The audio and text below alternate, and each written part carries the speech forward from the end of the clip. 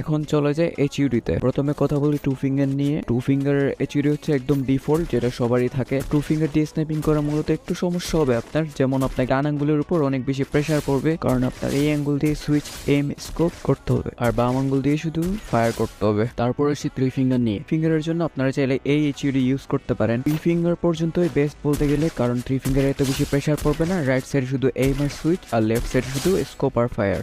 এটাও যত বেশি প্র্যাকটিস করবেন তত বেশি আপনার স্ন্যাপিংটা স্মুথ হবে। তারপর আসি ফোর ফিঙ্গার নিয়ে। ফোর ফিঙ্গারের জন্য এইচইউডি আপনারা এটা ইউজ করতে পারেন। এটাতে আপনার প্রেসারও কম পড়বে, স্ন্যাপিংটাও একটু বেশি স্মুথ হবে। কারণ হচ্ছে আপনি রাইট থাম দিয়ে আপনি এম করবেন, আর উপরের আঙ্গুল দিয়ে শুধু সুইচ করবেন, আর লেফটে দিয়ে শুধু এক আঙ্গুল দিয়ে ফায়ার প্লাস স্কোপ করতে পারবেন। প্লাস আপনি মুভমেন্টের উপরে থাকতে পারবেন, যেন অন্য স্ন্যাপাররা আপনাকে গুলি না লাগাতে পারে। আবার বলবো, সবকিছুর পরই হলো প্র্যাকটিস। প্র্যাকটিস না করলে আপনি যত ফিঙ্গার ইউজ করেন কিছুই হবে না। যত বেশি প্র্যাকটিস করবেন তত বেশি ইমপ্রুভ হবে। চলেন, এর জন্য এতটুকুই। যারা যারা ফুল ভিডিও দেখছেন অসংখ্য ধন্যবাদ ভাইয়েরা। আবার দেখা হবে নতুন একটি ভিডিও নিয়ে। ভালো থাকবেন, সুখে থাকবেন। আল্লাহ হাফেজ।